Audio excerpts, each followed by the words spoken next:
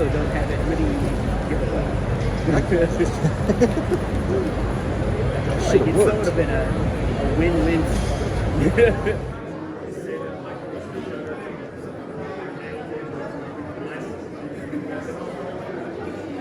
Well, hello. Hi. Nice to see you here. Hey, it's Darren with the Weird Darkness podcast, and you're watching Raze Chaos, and you need to subscribe right now. Otherwise, I'm going to raise some chaos. And welcome back, everybody. My name is Raze Chaos. You've made it back to my channel, and Happy New Year! It is the new year. It is the first video of 2024, which is also, as not many, some people know, it's actually the year of the dragon. So I felt, what better video to start the year out with than Ricky the Dragon Steamboat, one of the greatest wrestlers of all time. Sorely underrated, but he is amazing as far as he's one of those guys that it's hard to like really say a bad thing about, other than the costume. They really dressed him up and they really pushed the whole dragon aspect out of him. He's one of the greatest workers. When he was inducted into the WWE Hall of Fame some years ago, he actually did a storyline with Chris Jericho, where he and a couple of the other legends that were being inducted teamed with Jericho to kind of go, or was it him? I know he wrestled Jericho at one point, and he was in a tag team version with some of the newer talent. And the saddest part about all that is Ricky looked better. He was the best looking guy in the ring, even though he had all these younger guys running around him. He's the consummate professional. Yeah, he really should have done more. I'm going to go ahead and put this guy away, and we're going to talk about him a little bit more. I mean, everything about him is like really awesome. He had a great run in the 80s. I think one of the funniest things about him is that his name, his birth name, is actually Richard Blood. And why they didn't take that and use that instead of calling him Ricky Steamboat, they pulled the Ricky the Dragon Steamboat, trying to add a little more flair to him, because quite frankly, he was just good. He was entertaining enough. He never needed a gimmick, but that's not how WWE worked at that time. And especially at the time, this was the land of the big gimmicks, so they had to do something with him, which explains the big costume and everything, which is really more distracting than anything else when you get this guy. He had a great run. He did a lot with Randy Savage, and Randy Savage would actually mentioned in his top 5 opponents of all time was Ricky the Dragon Steamboat. And basically he ends up in a lot of wrestlers' top 5. Anybody that ever actually wrestled him like labeled him as one of the best, including Ric Flair, to be perfectly honest. He actually loved his bouts with Ricky Steamboat. Yeah, sorely untalented.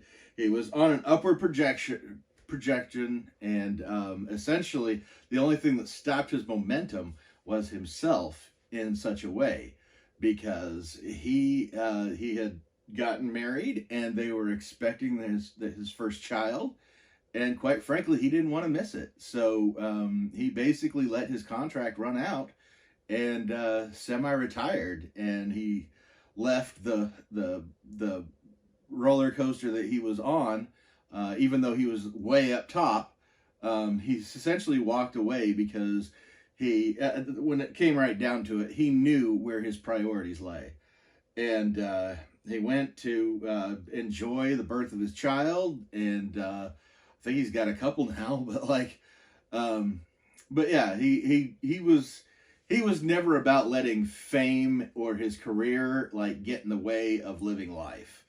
And that's part of the reason why he is one of the best, is because he did it because he enjoyed it, but he understood that it was something he was doing for enjoyment, and you know, you're not your career, and that's what he essentially reminded everybody of. But we're going to go ahead and take this guy out and look at the garish outfit that they opted to put him in when they brought him in and emphasized the dragon in Ricky the Dragon Steamboat. Here he is. What I think is really cool about him, even though they emphasized the whole fire breathing part of it, he was really fashioned himself more. I mean, they did him up with all the garish dragon looks, with the headdress and everything in the tail. But in all honesty, he really kind of focused more on the Komodo dragon, and not so much like in his head. That was the dragon he was talking about. But of course, being on stage or in the ring, so to speak, they had to make it one of the mythical dragons, or Japanese dragons, however they really wanted to do it. But yeah, they really pushed that part of him, even though all they needed to do was let him go and be himself. And it's a really gorgeous looking pop. I would love to get one with just him in black, in the black tights, which honestly, it really kind of shows more of the man and not the gimmick. This is very gimmick heavy, obviously, and yet another distraction to just how good this man actually still is. I mean, he's up there in age now, but I would venture to say that if he decided to come out of retirement and go in there, he would probably teach the younger guys a few things. So he is one of my all-time favorites. And when I saw him, I jumped. I was a little amazed that they went this route with him, because, like I said, it really wasn't necessary. But I am pleased to see that he was still represented after all these years, because he did a great run, and it's worth looking up on. I think there's like plenty of archive stuff on WWE Network, or however they do that, Peacock, whatever they do, WWE.com. I don't know how they work that exactly, but I know there's plenty of great stuff on YouTube if you want to check that out. So I'm going to go ahead and get out of here now. I look forward to seeing what the new year brings, and I'm looking forward to having you back regularly. Subscribe if you haven't already, and let's start this year out right, and let's grow this channel. And I'm looking forward to seeing you again. Never forget that life is full of odd moments. You never know when you're going to be defined.